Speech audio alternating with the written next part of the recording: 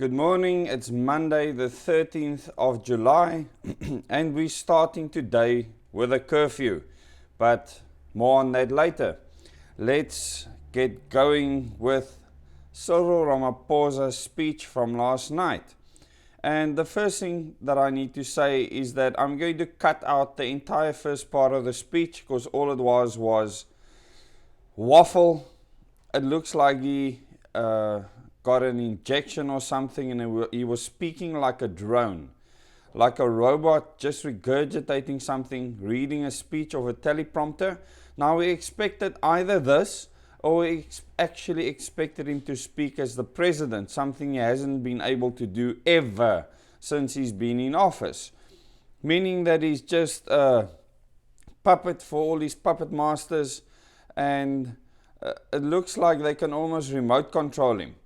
But to get into the speech, the part that is actually significant to all of us, he mentioned, and this is about halfway through the speech, that there either needs to be a cure or a vaccine for us to beat this. So he made clear what he considered the solution was with regards to the COVID-19 pandemic, as they call it. Now, the problem with this is that, as I've said before, you can be tested positive for SARS-CoV-2, the virus, and not develop COVID-19. We don't actually know how big the COVID-19 pandemic is, because people die from all sorts of things continuously. But more on that later. He also mentioned that they're going to start rolling out, the government will start rolling out antibody testing. Now with antibody testing, they'll be able to see how many people has already contracted the SARS-CoV-2 virus without developing COVID-19, and actually nothing happened to them. But they've already had it, but they were never tested positive for it. Now when they started doing this in the US, they realized that a much larger portion of the population had already had COVID-19, SARS-CoV-2 much earlier, and did not develop COVID-19, which is obviously good news. Once you know that, you realize that this is not as severe.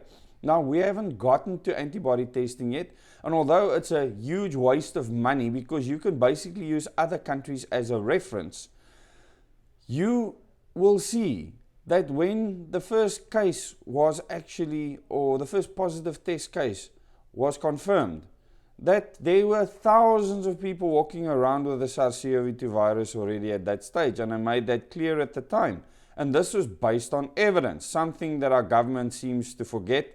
Not only forget, just blatantly ignore, because they have many other things that they want to enforce with this pandemic. You know, they say never waste a good opportunity. But let's continue with that. So antibody testing coming, people. He didn't say whether it'll be compulsory or not. Because remember, they will be targeting random people with this antibody testing. Okay? Then he spoke about coronavirus forums in community. In other words, they want to establish forums in all the different communities. Now, when he says this, he actually means informal settlements, because this will never fly in middle-class settlements. The middle-class settlements will tell him to go fly a kite. Now, I know from personal experience that in Langa, Guguletu, Kailicha, these areas where we often travel, that there have been forums established in these communities. So what they're trying to do is roll out the World Health Organization protocols in these communities, and what they're saying is actually saying these people are stupid and they won't be able to protect themselves, so we need to teach them like little babies how to actually do something. And this is should be seen as a huge insult to people's understanding of what is actually happening. And I'm countering it with everything that I've got. So the coronavirus forum spreads a lot of misinformation. In my opinion, it's not based in science, it's based on fear. Now, if it was based on information, real, proper scientific information would be a different story. But this is not the case, and I can confirm that. Then he spoke of the GBV, gender-based violence prevention strategy. In his last speech, this was a huge focus at the end, and it was clear that he was trying to make this the next pandemic. but he basically brushed over it. He just needed to quickly mention it for what was coming later. He wanted to ban the sale of alcohol with immediate effect, which is exactly what he did. Okay? He said that we need to identify infections. So he says a key part of fighting the pandemic is to identify those that are SARS-CoV-2 positive. Now, when he said that, I realized the next thing that's going to come is that once identified, you are going to be tracked. And the next thing he spoke about is to isolate the people that are infected with the virus, and that social workers need to be appointed to those that aren't working with us when it comes to quarantine. So some form of enforcement. He didn't actually make clear how that was going to be done. So now the same way as a child that has got abusive parents would be taken away by social workers or would be looked after by social workers and interviewed, they would now appoint a social worker for every person that do not want to comply with the quarantine requirements, whatever that meant. So this is more of a babysitting or nanny state institution. It should be very worrying to the citizens of the country that this is where his mind is going. It's all Hunger Games speak. And in fact, he sounded like the president of Pan Am in the Hunger Games throughout the speech. And my wife actually made some comments on her Facebook page with regards to this. She probably lost a whole lot of supporters because of it. Good riddance to them. Then, digital identities and tracing. This came next. And I knew it was coming. So he spoke about being digitally identified to be able to track and trace the people that are positive. So you'll be stamped, labeled and sealed like a rabid animal. And that WhatsApp is now the means by which these people can be identified, and to also give feedback to government on WhatsApp on what actually you've done since you've tested positive, the people you've come into contact with, or the people that you were in contact with just beforehand. So this is a pimping system. So government has realized no one wants these other apps that trace and track you. Now they're going to use WhatsApp to do that, because they know that everyone is on WhatsApp, most people are, and that people are willing to use WhatsApp to pimp on their friends. So what's going to happen now is someone that you know that's tested positive is going to say they were in contact with you. They're going to send that information through to government. Government's going to track you down. And then what is going to happen? He has not explained what's going to happen then. And this is where the Constitution and the Bill of Rights come into play. And then they want everyone to be isolated, to self-isolate. And once again, if you don't do that and quarantine yourself properly, then social workers will be assigned to you. And very soon he started talking about the quarantine facilities that were made available. Because initially he thanked all of those that voluntarily self-quarantined themselves. Because remember, there was a High Court judgment, many court judgments that are working against what he is saying right now. And this must be a huge problem for him. Because there was a High Court judgment that said no one can be forced into these quarantine facilities. Declared it unconstitutional. Okay? So, they want you to give details of all your contacts, okay, once you've been tested positive. Then they want people to give them their correct cell number. So people have been giving fake cell numbers because they don't want to be traced and tracked. So once you hand over other people's information via WhatsApp, they are asking that the correct cell numbers are handed over once you've been tested positive with SARS-CoV-2. And then all your friends you've been in contact with, you should hand over their numbers too. And this is significant because this is a nanny state and a police state developing. And this is New World Order ideology. Just understand that all of this might sound necessary for the pandemic, but look at the consequences of what is actually happening with regards to this. And everyone should be extremely concerned about this. Okay? Anyone, he says, that have been in close contact to someone else that have tested SARS-CoV-2 positive needs to go into self-quarantine and remain at home while awaiting their results.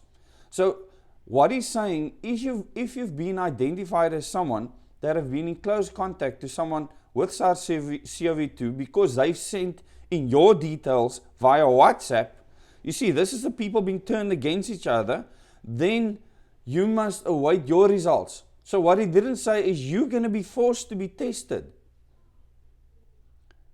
They're going to force a test on you for you to be tested for SARS-CoV-2. Now, under the Constitution, they cannot do that. They have no right to do that. The only right they have is to say that you should self-quarantine at home. So a lot of people might not read between the lines and realize that he is expecting you to be tested when you've been in close proximity to someone else. Okay?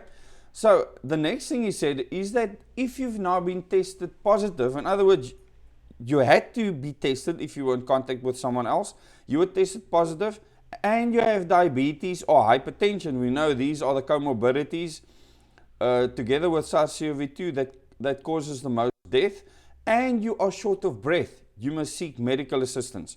In other words, under no other conditions do you seek medical assistance.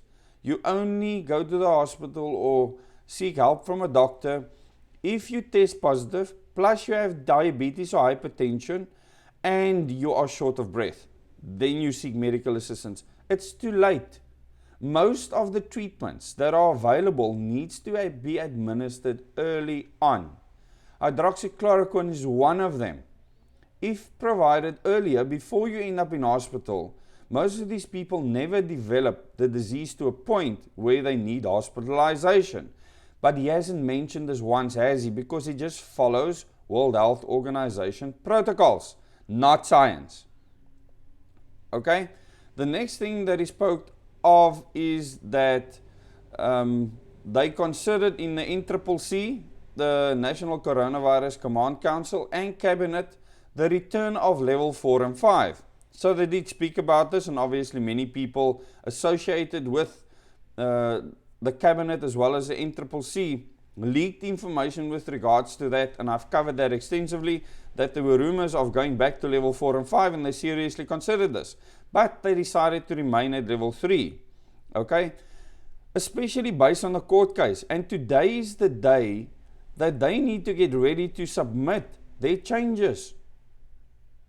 They had 10 days to submit their changes to Judge Norman Davis of the High Court to actually say how they're going to now change the regulations to comply with the Constitution.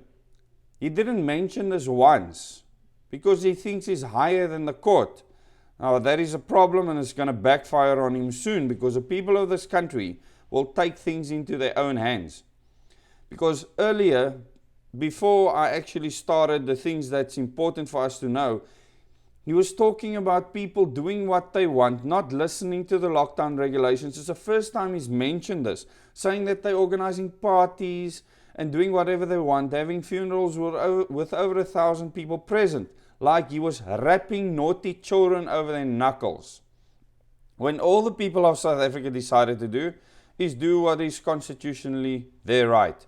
And President Cyril Ramaphosa made it clear that these were regulations, not laws. He didn't once mention that you'll be breaking the law.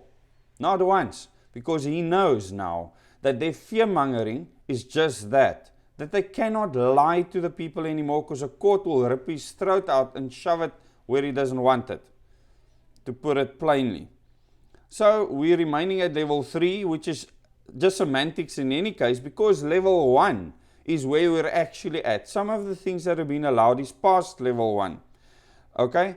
But he said that we will strengthen the reinforcement of the regulations. Now, this is where it becomes interesting, because a court has actually said that the police cannot take any action to arrest anyone under these regulations. But now there's a trick, and I want you to listen very carefully, like Jacob Zuma said.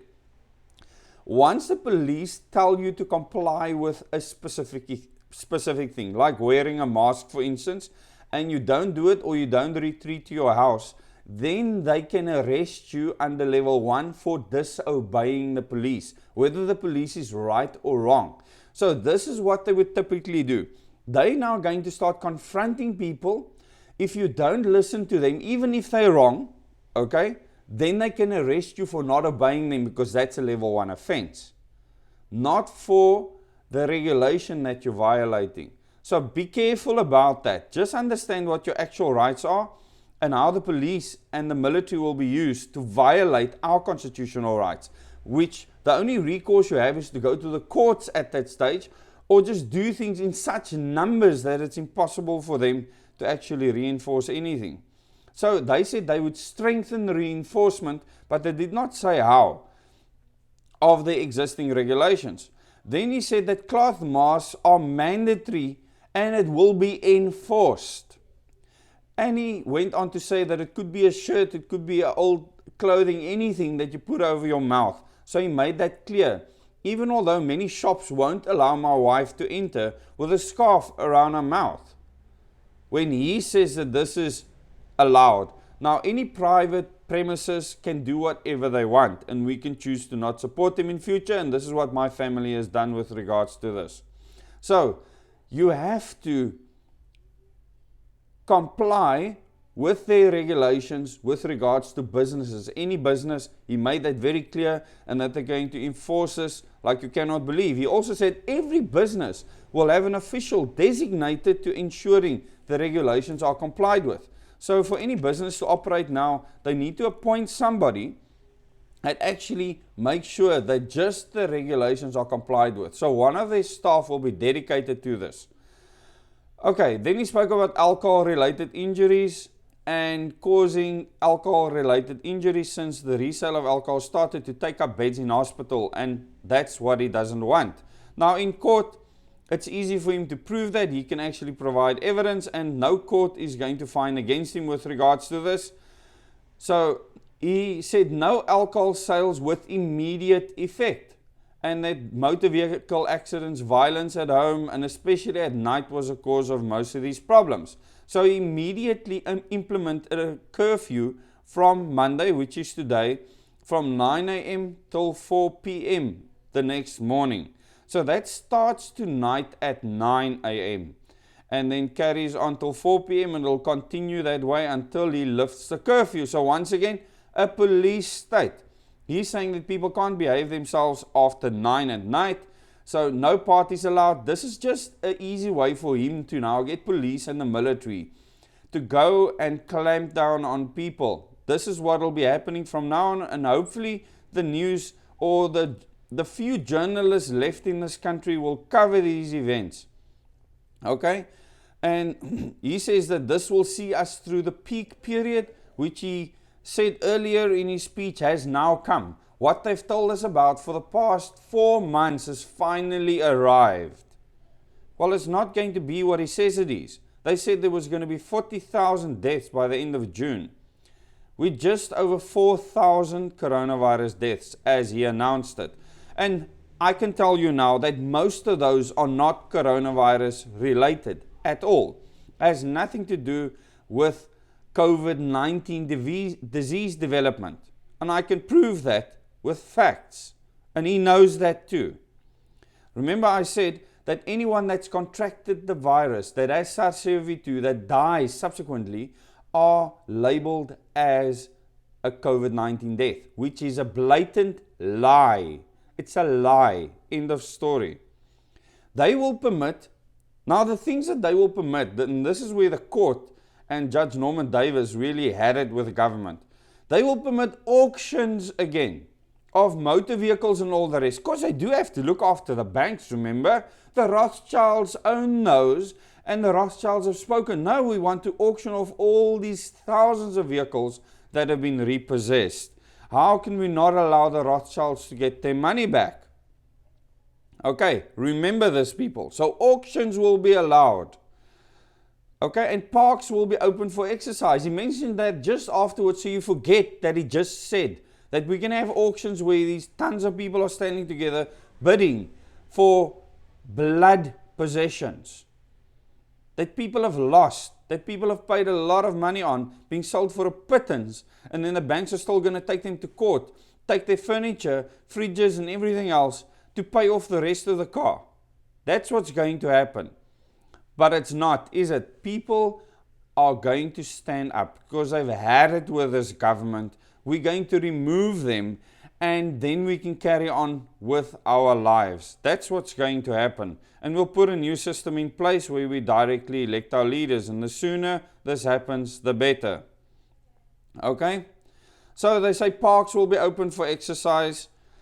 No family visits will be allowed, and he made this clear. You see, the moment they allow that, people can organize, and they don't want anyone to organize. So your family can literally, we've been going for 20 minutes now, so I'll be finishing up soon. Your family will literally not be able to visit a dying parent or grandparent and actually go and visit them before they pass on. This is what he's saying. But then everyone can gather up to 50 people at the funeral. That is related to that. Now, this is absolutely troubling. It is psychotic that this is the case.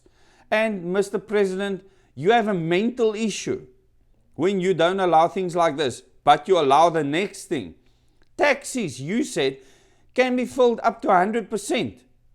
100%. This is why the court said that what you're saying is madness. Absolute madness. You are mad, not right in the head. You can fill a taxi up to 100% for short distances, 70% for long distance travel. The people must wear masks. But you can't go and visit a family member that's on deathbed or even see them before they die. And then you may not see them in their coffin. You are mad. You're not right in the head. Then they extended the Disaster Management Act again to the 15th of August 2020, and they'll keep on extending it month after month after month until we remove them from government. And this is what needs to happen. We need to go and ask them. I want all of you to ask for direct elections. It needs to become a mass movement across the country. One small little move to Parliament or to the union buildings in protest is not going to make a difference. They'll laugh at you. It'll make you look weak. You need to rise up in hundreds of thousands and tell them all to resign. You can't do it with just a few people, and this is what I'm trying to make happen on the ground, and this is why I'm meeting with people. I have another meeting this Wednesday. I'll be having meetings every single day now with people, but I'll have a group meeting on Wednesday. I'll have another meeting this coming Friday and Saturday, group meetings, meeting with people, speaking to them about this situation. And this is a very serious situation indeed.